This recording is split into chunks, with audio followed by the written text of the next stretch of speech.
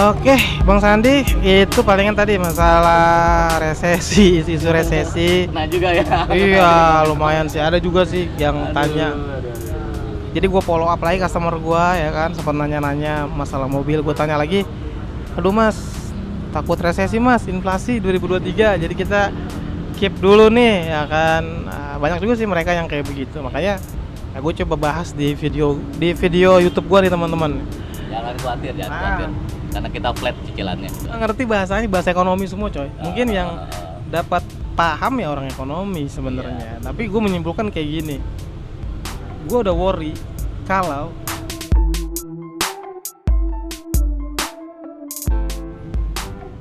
Oke, assalamualaikum teman-teman. Kembali lagi di channelnya Anggi Ilyas teman-teman ya. Sekarang kita mau coba ngobras nih, ngobrol santai bareng Bang Sandi lagi. Ini adalah senior sales marketing dari Daihatsu teman-teman ya.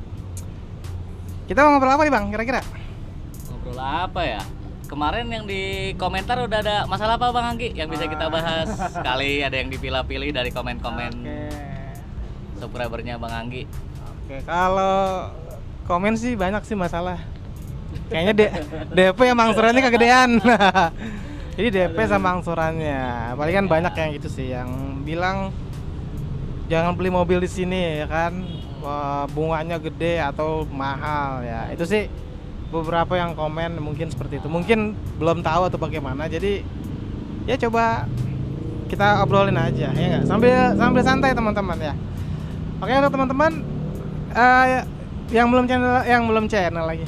Yang belum subscribe channel ini, subscribe kalau memang video ini bermanfaat ya teman-teman ya. Di channel ini kita banyak ngebahas sih tentang promo mobil, review, simulasi kredit, bahkan tes review mobil juga, sampai proses trade in ya, dan lain-lainnya teman-teman. Pokoknya kita bahas tentang perotomotifan khususnya Daihatsu teman-teman. Seperti itu. Ini kayaknya akhir tahun ini kan harusnya kita panen ya harusnya. Harusnya nih ya. Promo juga gede-gedean. Bener, promo gede-gedean, tapi agak lambat nih Bang kalau gue lihat nih. SPK malah lambat nih. Iya. Lu ngebaca di luar tuh gimana coba?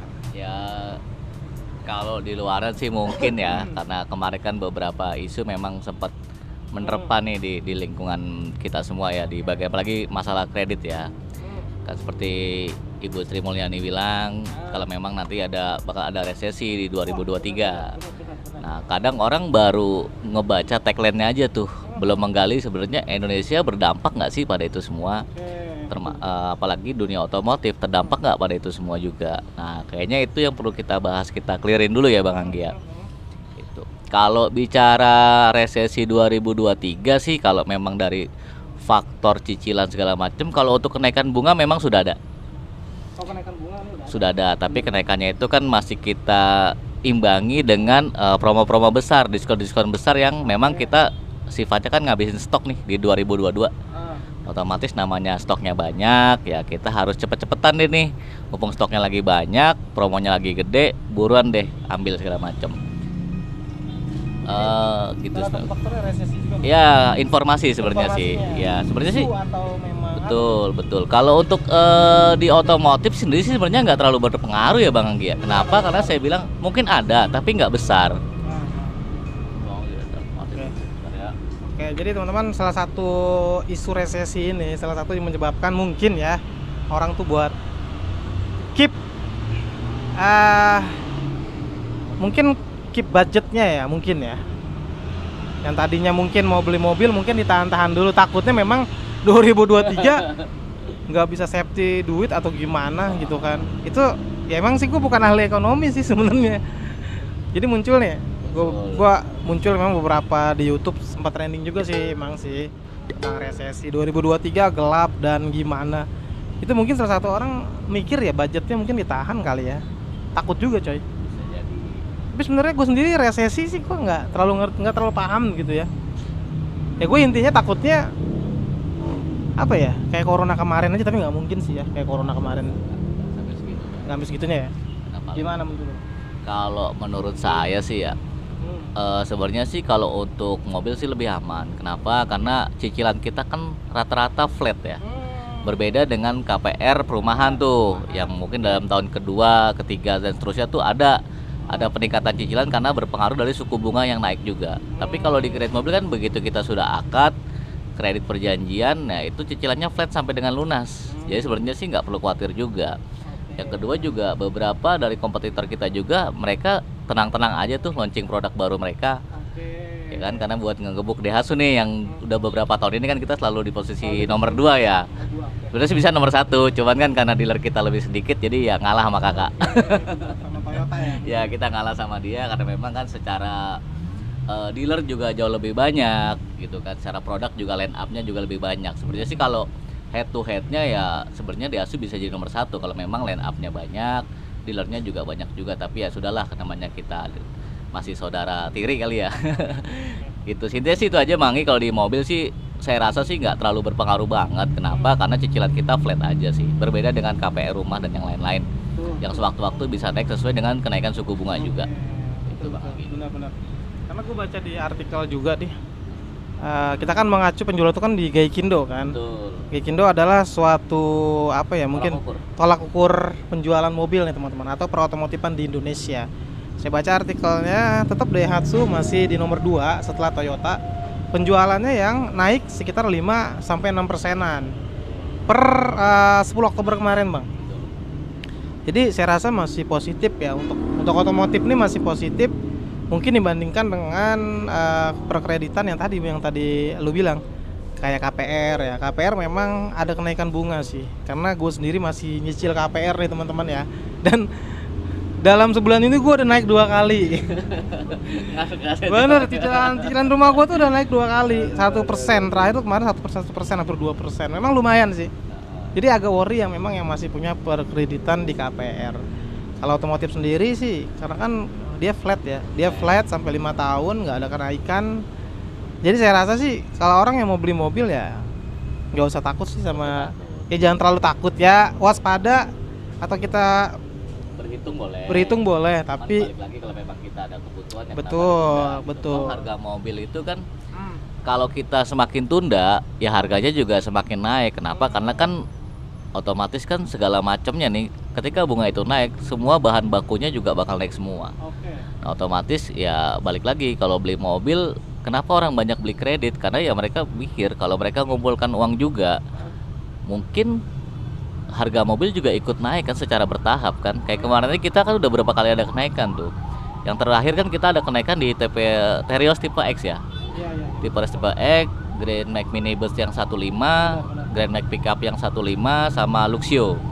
Nah, itu udah ada contoh kenaikan yang memang harga mobil itu nggak bisa stuck di situ aja. Jadi selagi ada promo ambil, kalau memang kebutuhan kita memang sudah perlu nih untuk kendaraan. Karena balik lagi konsumen sendiri sih yang memahami kebutuhannya. Balik anak mungkin udah nambah ya kan, atau mungkin ada saudara juga ikut tinggal bareng kita juga, anak mungkin sekolahnya jauh kan, hal-hal kayak gitu yang kita perlukan gitu. Apalagi kan masuk musim penghujan juga pasti akan sangat berasa lah. Kalau untuk beli mobil itu udah pilihan yang tepat, karena kalau beli motor ya mungkin ya bisa kehujanan, bisa tergelincir segala macam, resikonya lebih besar. Kalau di mobil kan paling nih ya, kalaupun accident ya mobilnya aja, insya Allah sih orangnya nggak sampai. Artinya keselamatannya lebih terjaga lah ketimbang dari beli kendaraan bermotor, gitu aja. Jadi ya nggak usah takut sama resesi, inflasi di 2023 ya teman-teman ya. Memang kalau kita ngambil mobil lagi ya memang kebutuhan ya nambah lagi sebetulnya. Tapi dengan budgeting yang udah dihitung-hitung, pas momennya di akhir tahun. Karena sebenarnya kalau gue hitung-hitung leasing DP 5% aja malah nih. DP-nya lebih kecil daripada angsurannya teman-teman. Itu gila sih. Maksudnya murah banget gitu ya. Ada ya promo ya. Kebanyakan sih kalau memang mereka usaha ya ambil aja paket DP minim kan gitu kan. Betul. Tapi kalau yang karyawan nih mau yang angsurannya lebih murah ya biasanya DP-nya ya digedein sih. Kayak gitu sih Bang biasanya. Jadi nggak usah takut lah sama resesi dan inflasi. Mungkin pergerakan SPK nih yang sedikit agak menurun mungkin gara-gara isu juga itu juga sih. Betul. Kayak gitu. Apalagi ya kira-kira ya di akhir tahun ini fenomena apa nih? Fenomenanya sih ya untuk sekarang paling promo-promonya udah makin gila ya. Yang tadi bilang Bang Anggi DP 10% segala macam, DP 5%, bahkan sekarang kita bikin promo juga bisa tanpa DP sebenarnya ya. Tapi memang jadi DP itu diganti dengan satu cicilan pertama di awal. Itu kan contoh seperti pickup nih, mobil pickup kita kan juga bisa tuh. Cukup aja bayar satu cicilan di awal ya itu sudah termasuk bagian dari DP juga. Tapi kembali lagi by data juga. Kalau memang datanya bagus, dia RO, ya oke. Kenapa? Karena diskonnya lebih besar nih daripada harga DP yang ditawarkan. Kenapa harus masuk satu cicilan ya? Karena harus ada uang masuk ke dealer supaya mobil itu bisa terkirim. Gitu Bang Anggi. Mungkin ya promo-promo yang itu lebih digencarin Bang Anggi, gitu kan. DP murah itu Dapat DP. Atau mungkin yang mau kredit syariah juga kita masih bisa, cuman ya konsekuensinya memang DP kredit syariah kan lebih besar ya, kurang lebih sekitar 30% dari harga cash gitu. ya. Sebenarnya agak worry juga sih kalau misalkan DP terlalu minim ya teman-teman. Agak worrynya apa? Karena nanti ya balik ke data sih, datanya betul-betul RO dan harus bersih BI checking, kapasitas juga nggak sembarangan, kapasitas minim. Kalau kapasitas minim analisa kredit juga kadang-kadang susah juga buat approval juga. Kenapa sih mereka sangat susah untuk approval DP minim? Karena apa? Resiko pengembalian unit itu lebih besar Bang Sandi, ya kan? Jadi misalkan ya DP-nya aja cuman goceng atau 7.000 gitu kan. Kalau gue balikin aja. Gue udah puas nih pakai mobil. Atau momennya akhir tahun ini buat jalan-jalan, habis itu gue nggak perlu lagi, gue balikin lagi. Itu yang benar, makanya lebih selektif dari leasing sih. Kayaknya sih gitu sih Bang. Betul. Ya seperti itulah Bang Anggi. Semakin kecil DP-nya otomatis juga berpengaruh di cicilan yang semakin besar. Kenapa? Karena cicilan yang besar itu bunganya juga besar juga gitu. Tolak ukurnya adalah ketika nanti leasing bermasalah si customer, otomatis kerugian yang diterima leasing itu tidak terlalu besar juga. Karena mereka sudah ambil untung lebih banyak kan ketimbang DP normal tuh. Ya DP 25%, 30% itu termasuk saya bilang sih DP normal ya Bang Anggi ya. Itu juga resikonya lebih kecil dan bunganya bisa fake. Jadi tinggal nanti case by case saja, simulasi dikonsultasikan ke Bang Anggi atau ke saya juga, nggak apa-apa. Nanti kalau memang ada customer boleh konsultasi dulu. Kalau kita mah namanya jual beli, tawar menawar itu kan dibolehkan. Kesepakatan harga juga itu perlu dalam perjanjiannya. Apapun yang kita sepakati ya mudah-mudahan sesuai. Kalaupun ada perubahan ya pasti kita musyawarah kembali lah gitu. Karena kan yang namanya kita dealer kan hanya penyedia unit sebenarnya. Kalau untuk approval dan lain-lain tetap di pihak leasing nantinya yang memberikan penilaian dan persetujuannya. Itu aja Bang Anggi. Oke, Bang Sandi, itu palingan tadi masalah resesi, isu resesi. Nah juga ya. Iya, lumayan sih. Ada juga sih yang tanya. Jadi gue follow up lagi customer gue ya kan, sempat nanya-nanya masalah mobil. Gue tanya lagi, aduh mas, takut resesi mas, inflasi 2023. Jadi kita keep dulu nih ya kan. Banyak juga sih mereka yang kayak begitu. Makanya gue coba bahas di video YouTube gue nih teman-teman. Jangan khawatir. Karena kita flat cicilannya gitu aja. Betul ya, yang pasti jangan khawatir karena ya kredit mobil bukan kayak kredit rumah teman-teman yang sampai 15 tahun atau 20 tahun. Dan skemanya memang kalau konvensional itu flatnya paling 2 sampai 5 tahun aja. Sisanya nih kalau lagi kayak begini itu kenaikan bunganya lumayan. Mungkin itu yang kalau properti mungkin agak turun mungkin. Harusnya mobil sih enggak. Banget kalau properti. Kalau di mobil sih enggak terlalu berdampak. Properti pasti sangat berdampak. Karena suku bunganya kan mengikuti suku bunga bank ya. Gitu. Pergerakannya juga sangat signifikan juga kenaikannya. Kalau di mobil kan tidak seperti itu gitu kan. Paling ya apalagi Bang yang dibahas. Mau apa lagi, masalah apa lagi kira-kira? Paling ya inflasi sih, Mas. Itu doang ya yang bangin ngeganjel di Karena gue cari dari berbagai macam sumber nih. Ya. Iya. Gue nggak ngerti bahasanya, bahasa ekonomi semua coy. Mungkin yang dapat paham ya orang ekonomi sebenarnya. Tapi gue menyimpulkan kayak gini. Gue udah worry kalau misalkan daya beli masyarakat itu rendah. Itu gue yang ngeri. Kayak kemarin kan kayak Covid kan, itu kan daya beli masyarakat kan rendah. Sekarang gimana mau beli mobil? Buat mereka aja, karena mereka ya mungkin ada yang di PHK, ada yang segala macem kan. Karena nggak ada perputaran ekonomi, sehingga daya belinya murah atau nggak ada. Itu berdampak banget ke kita coy sebagai seorang marketing. Gitu. Kalau untuk bicara masalah pandemi yang lalu Bang Anggi, mungkin memang customer Bang Anggi kan rata-rata bermainnya di retail ya atau perorangan. Cuman kalau saya bermain di fleet perusahaan PT sih justru walaupun pandemi tetap masih bisa jualan. Kenapa? Karena mobil blind van itu sangat laku karena armada angkutan, jasa pengiriman segala macam itu justru saat pandemi itu lagi gencar-gencarnya karena semua orang kan di rumah, otomatis semua butuh jasa pengiriman. Itu justru permintaannya banyak. Cuman kalau ada itu keteterannya kenapa? Karena produksinya sih dari pabrikannya memang banyak stop juga kan karena pandemi. Sebenarnya kalau penjualan sih masih ada di beberapa sektor. Salah satunya tadi sektor corporate yang bergerak di jasa pengiriman barang dan lain-lain itu aman dan stabil sih di situ. Bahkan kita pun sempat keteteran juga karena memang supply dari pabrikan kan sedikit ya, karena kan nggak bisa beroperasi juga mereka. Itu sih Bang Anggi. Iya, yang gue takutin sih kayak gitu aja sih. Tapi kalau untuk isu-isu resesi yang 2023 nih gelap segala macem, gue rasa enggak. Justru dengan kita ketakutan, kita keep dana atau keep unit, uang beredar kan sedikit tuh coy. Setahu gue sih ini sepengetahuan gue yang orang awam nih ya. Kalau orang nge-keep uangnya nggak beredar tuh ngeri juga coy. Betul. Yang ada nggak muter malah nanti transaksi ekonominya. Indonesia, ya. Bener. Jadi ya kita boleh tonton videonya, tapi mungkin buat kewaspadaan ya ada, tapi jangan terlalu takut-takut banget sih teman-teman. Gitu sih. Kalau sampai kita takut, semua orang takut nih nggak mau mengeluarkan, bener nggak mau mengeluarkan uangnya, itu yang ngeri coy. Karena otomotif ini salah satu dari standar ukuran apa ya, ekonomi coy. Jadi pemerintah itu mengukur gimana nih penjualan otomotif. Kalau penjualannya lesu, nah itu berdampak juga pada ekonomi semuanya. Kayak gitu sih setahu gua ya. Kalau salah dikoreksi ya teman-teman ya. Seperti karena itu. Ya kita juga kan untuk kendaraan sebenarnya sih kita juga pernah mengalami yang namanya krisis ekonomi dulu tahun 98. Nah, nyatanya ya brand Daihatsu juga masih eksis sampai sekarang ketimbang brand-brand lain ya. Kita sama si kakak tiri itu juga masih bisa eksis. Kenapa? Karena memang yang namanya kendaraan sampai kapanpun pasti orang butuh.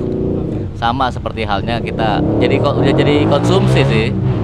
Udah jadi konsumsi sih sebenarnya ya kalau kendaraan itu ya jangan khawatir karena kita pasti butuh kendaraan nanti ke depannya. Makanya kenapa sampai sekarang Daihatsu masih eksis karena itu. Walaupun kena krisis, walaupun kena kemarin pandemi yang segitu parahnya, berdampak memang ada dampaknya. Cuman yang beli kendaraan tetap masih ada. Karena balik lagi kembali ke kebutuhan kita juga.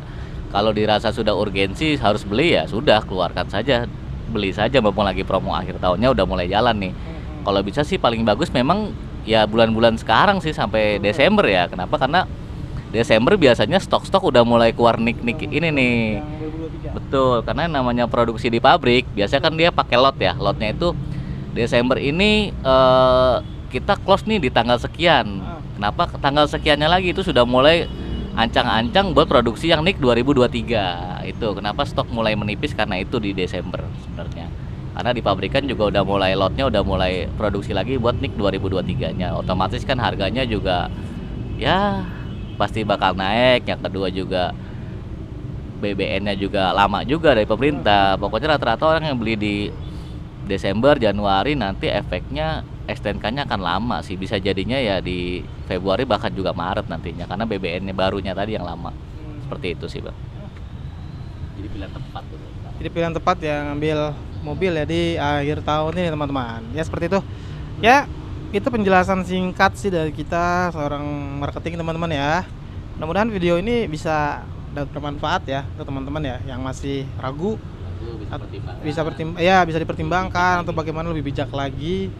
Sudah ada kebutuhan ya boleh nanti tanya-tanya promonya, kita kasih yang termurah aja teman-teman ya. Kita kasih edukasi juga ke customer kira-kira seperti itu teman-teman. Oke, ya mudah-mudahan video ini bermanfaat ya teman-teman ya. Semoga kita nanti bikin konten yang bisa lebih mengedukasi lagi. Jadi nggak hanya promo-promonya aja, tapi ada konten-konten mengedukasi tentang kendaraan atau otomotif lah. Seperti itu teman-teman ya. Ada lagi Bang kira-kira? Ya udah paling buat customer Banggi kalau ada masalah ragu-ragu komen-komen aja nanti kita bahas deh kalau memang itu jadi isu global kayak seperti sekarang nanti kita bikin konten lagi ya kita bahas lah.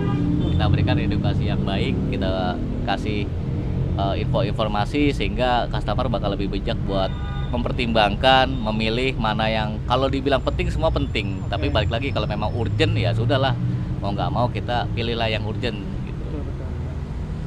Oke, teman-teman ya, segitu ngobrol santai kita tentang masalah tadi apa tuh inflasi, resesi menurut kacamata kami ya teman-teman ya. Kemudian saat yang tepat untuk beli mobil dan kira-kira ya seperti itulah teman-teman ya. Oke. Kita ketemu lagi di next video teman-teman. Kalau teman-teman suka sama video ini boleh di like, di subscribe. Untuk informasi promo nanti saya kasih nomor yang ada di bawah link deskripsi video ini teman-teman. Jangan lupa subscribe dan share videonya. Terima kasih dan wassalamualaikum.